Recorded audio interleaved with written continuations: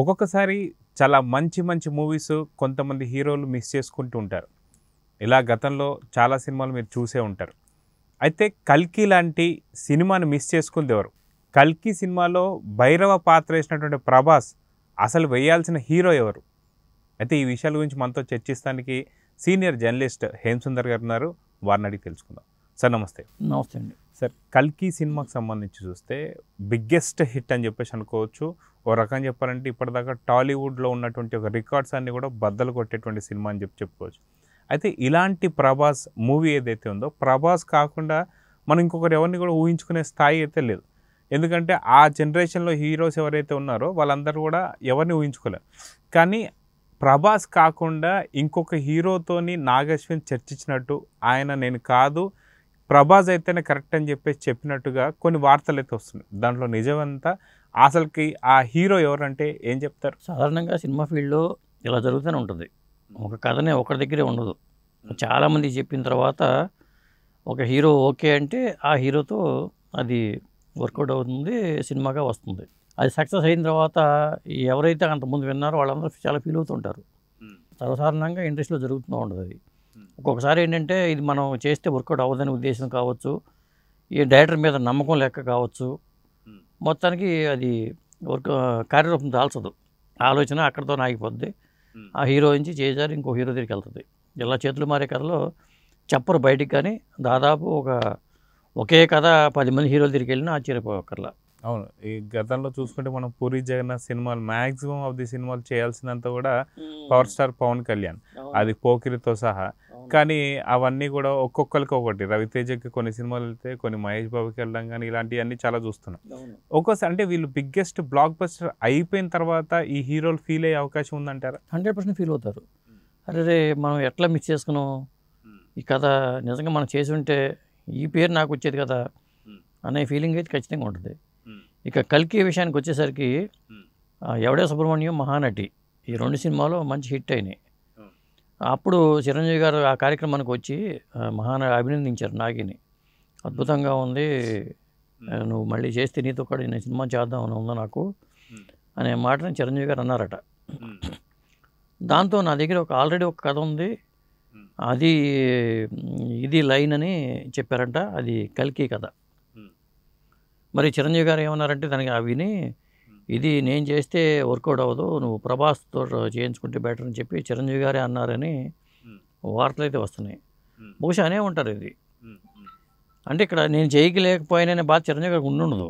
ఈ పాత్ర అంటే ఆ పర్సనాలిటీ కానీ అది కానీ ప్రభాస్ చేస్తే బాగుంటుంది ఉద్దేశంతో అని ఉండొచ్చు. లేదా ఒక విధంగా చెప్పాలంటే 'కల్కి' 2 సినిమాలే కదా అతను చేసింది, ఎవడే సుబ్రహ్మణ్యం, మహానటి.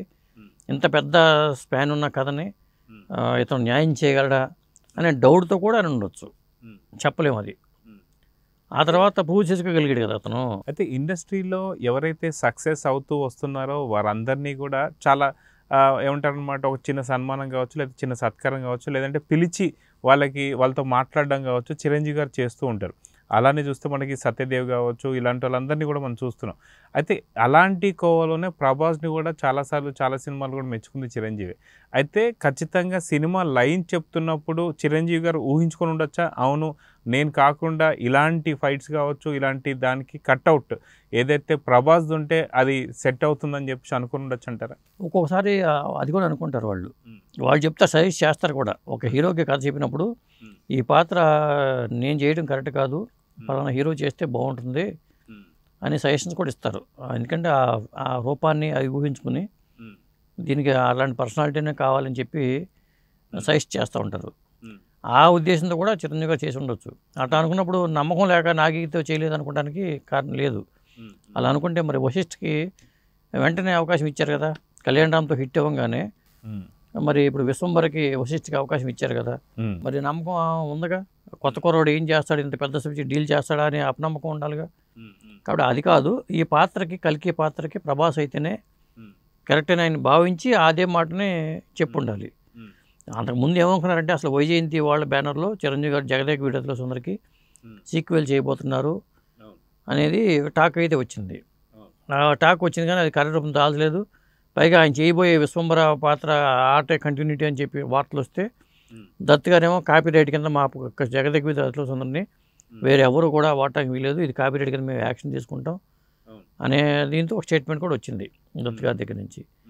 కాకపోతే ఇప్పుడు ఏంటంటే ఇప్పుడు కల్కి ఇంత పెద్ద విజయం అయిన తర్వాత వైజయంతి బ్యానర్లో మనం సినిమా ఖచ్చితంగా జగదేక వీరుడు అతిలోక సుందరి సీక్వెల్ వచ్చే అవకాశం కూడా ఉంది. ఇంత పెద్ద హిట్ అయిన తర్వాత అది ఖచ్చితంగా మళ్ళీ చిరంజీవి గారు చేస్తారా, రామ్ చరణ్ గారు చేస్తారా ఆ పాత్రని, ఇద్దరు ఉంటారా అనేది ఇప్పుడు చాలామంది చర్చలు కూడా జరుగుతున్నాయి.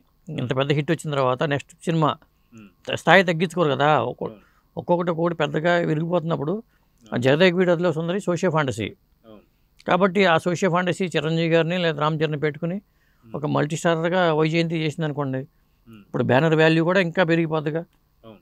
అయితే గతంలో ఏదైతే జగదేక వీరుడు అతిలోక సుందరి సినిమా చూసామో, ఈ సినిమా చూసిన తర్వాత ఖచ్చితంగా ఇది ఏదైతే వైజయంతి బ్యానర్లో వచ్చిన సినిమా, ఇది సూపర్ డూపర్ హిట్. ఇప్పటికీ కూడా సాంగ్స్గా వచ్చే సినిమాని ఎవరు మర్చిపోలేరు. అయితే ఇలాంటి తరుణంలో నాగశ్విన్ ముందే కథ చెప్పిన తర్వాత కల్కిలో స్థానం ఒకేలాగిన లేకపోయినా సరే మిగతా భాషల్లో ఉన్నటువంటి ఒక కొంతమంది అతిరథ మహారథులు ఉన్నారు, ఎవరైతే అమితాబ్ బచ్చన్ గారు కావచ్చు, కమల్ హాసన్ కావచ్చు. కానీ కల్కి పార్ట్ 2లో ఖచ్చితంగా చిరంజీవి గారిని కానీ, లేదా బాలకృష్ణ గారు కానీ, లేదా వెంకటేష్ గారిని, లేదా నాగార్జున గారిని, వీళ్ళల్లో ఎవరినైనా సార్ చూసే అవకాశం ఉందా అంటే ఏమంటారు? నేను అనుకోవడం పార్ట్ 2లో ఉండకపోవచ్చు. పార్ట్ 2లో మాత్రం విశ్వరూపాన్ని పెడతారండి. అది బాలకృష్ణతో పెడతారా, లేకపోతే ఖచ్చితంగా దశావతారంలో కల్కి అనేది ఒక పాత్ర కాబట్టి అది దానికి విష్ణుమూర్తి అవతారంగా చూపించాలి కాబట్టి సీనియర్ ఎన్టీఆర్నో లేకపోతే బాలయ్య బాబునో ఆ రూపంలో చూపించే అవకాశం ఉంది. ఇతను బాలుడిగానే చూపించి పుట్టాడని చెప్పేసి బాలుడిగా చూపించి ఒక విశ్వరూపాన్ని చూపించే అవకాశం ఉంది. పార్ట్ 3, 4 ఇలాంటివి తీసే అవకాశం ఉంటే మాత్రం అందరికీ చూడదక్కే అవకాశం ఉంటుంది. ఖచ్చితంగా పార్ట్ 2తో ఆగుతుందని నేను అనుకోను ఈ సిరీస్కి. ఎందుకంటే కల్కి సినిమాకి సంబంధించి పార్ట్ 2లో ఇప్పుడు ఆ కుర్రవాడు పుడతాడు కాబట్టి, కల్కిగా పుడతాడు కాబట్టి, ఆ కుర్రవాడు పెద్ద అవ్వడానికి టైం పడుతుంది కాబట్టి ఒక కథని ఇక్కడ ఆపేసేసి అక్కడ కలి పాత్రని అంతమంది చేసిన తర్వాత కథ ఎండ్ అయిపోయేలా చేసి దీనికి మళ్ళీ ఆ కలికి ఇంకొక రూపాన్ని ఏదో అక్కడ ఏదో ఫీలర్ వదిలి నెక్స్ట్ పార్ట్ 3కి వెళ్ళే అవకాశం అయితే ఉంటుంది కథాపరంగా చూసుకుంటే. అమితాబ్ బచ్చన్ పాత్ర లేదా కమల్ హాసన్ పాత్ర, ఈ రెండు పాత్రలు చిరంజీవి గారు, బాలకృష్ణ గారు చేసి ఉంటే ఎలా ఉండేది అంటే అమితాబ్ పాత్రను అమితాబే చేసి ఉండాలి. కమల్ హాసన్ పాత్రను ఇంకా వేరే ఎవరిని చేసినా కానీ, ఎందుకంటే దీంట్లో నిడివి తక్కువగానే ఉంది కాబట్టి పెద్దగా పట్టించుకోవాల్సిన అవసరం లేదు. కాబట్టి అమితాబ్ పాత్ర మాత్రం ఇప్పుడు అమితాబే కరెక్టు అని ఖచ్చితంగా ఫీల్ అవుతారు, 100% ఫీల్ అవుతారు. ఇంకొక చెప్పాలంటే కల్కి ఇంకా హై ఎక్స్పెక్టేషన్స్ రావాలంటే మహాభారతంలో ఉండే పాత్ర భీష్మ పాత్రని మళ్ళీ బతికించి మళ్ళీ ఒక పాత్రగా చూపిస్తే మాత్రం అద్భుతంగా ఉంటుంది, 100% వర్కౌట్ అవుతుంది. ఎందుకంటే అశ్వత్థామ కన్నా భీష్మ పాత్రకు ఉన్న వెయిటేజ్ అనేది చాలా ఎక్కువ భీష్మ పాత్రకి. అప్పుడు భీష్మను చూసి ఆయన ప్రాణం వదలకుండా ఉత్తరాయణం వచ్చే వరకు తన శరీరాన్ని అట్టి పెట్టుకోవటం కానీ ఇవంతా జరుగుతుంది.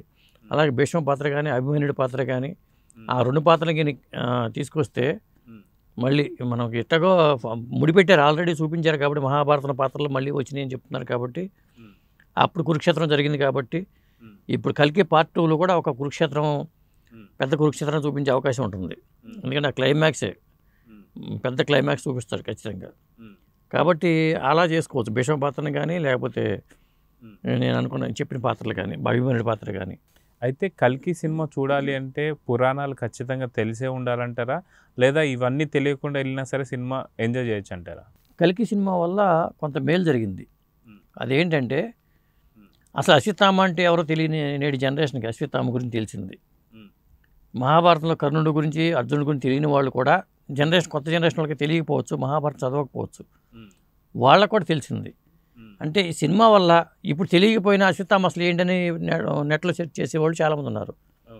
కర్ణుడు గొప్పోడా, అర్జునుడు గొప్పోడా అనే చర్చ కూడా నడుస్తుంది. ఇద్దరిలో ఎవరు గొప్పోడు అనే పెద్ద చర్చ నడుస్తుంది. ఈ చర్చ కోసమైనా సరే నెట్లో సెర్చ్ చేస్తున్నారు, మహాభారతం తెలుసుకుంటున్నారు. ఆ విధంగా మేలు జరిగిందని అనుకోవచ్చు. సో మొత్తానికి ఇలాంటి ఒక పెద్ద మూవీని కోల్పోయినందుకు ఇప్పుడు చిరంజీవి గారు బాధపడుతున్నారు అనుకోవాలా, లేదా ఆయన సజెస్ట్ చేసినట్టు ప్రభాస్ గారు మంచి హిట్ ఇచ్చినందుకు ప్రభాస్ గారిని మెచ్చుకుంటున్నారు అనుకోవాలి? చిరంజీవి గారికి వైజయంతి ఉన్న అనుబంధం ఇప్పటిది కాదు, ఎప్పటి నుంచో ఉంది. ఎన్టీ రామారావు గారికి వైజయంతి మూవీస్కి ఎంత అనుబంధం ఉందో ఎదురులేని మనిషి నుంచి, అలాగే చిరంజీవి గారికి వైజయంతి మూవీస్కి ఉన్న అనుబంధం ఉంటుంది. ఎప్పుడూ కూడా వాళ్ళతో సినిమాలు చేసిన వాళ్ళతో మళ్ళీ మనం సినిమా చేయాలనుకుంటారు తప్పితే మళ్ళీ ఈసారి మనం కూడా ఇంకో సినిమా చేద్దామని ఆలోచన వస్తుంది తప్పితే ఇది చేయలేదనే బాధ ఏమాత్రం ఉండదు, 100% ఉండదు. మళ్ళీ మనం నెక్స్ట్ పిక్చర్ జగదేక వీరుడు చేద్దామా, కలికిలో 3లో మనం ఉందామా అనే ఆలోచన చేస్తారు. చేస్తే ఖచ్చితంగా నాగితో మాత్రం సినిమా చేయాలనే ఆలోచన చిరంజీవి గారికి బలపడుతుంది. ఎందుకంటే ఇప్పుడు ఆయన కూడా అన్ని పెద్ద పెద్ద సినిమాలు చేస్తున్నారు కాబట్టి చిన్న సినిమాల జోలికి పోకుండా పెద్ద సినిమా వాళ్ళ అమ్మాయితో ప్రొడ్యూసర్గా, సుస్మిత ప్రొడ్యూసర్గా 156 మూవీ ఉంది కాబట్టి ఆ మూవీ మరి ఒక పెద్ద స్పాన్లో ఉంటుంది. మరి అది డైరెక్టర్ ఎవరో తెలియదు, అది 156 కాకపోయినా 157 అయినా కానీ వీళ్ళతో చేసే వైజయంతితో చిరంజీవిగా సినిమా చేసే అవకాశం అయితే ఉంది. సో చూద్దాం సార్, ఖచ్చితంగా కల్కిని మిస్ అయిన చిరంజీవి కల్కి పార్ట్ 3లో రాబోతున్నారా లేదా 2లో రాబోతున్నాడా చూద్దాం మరి. Thank you.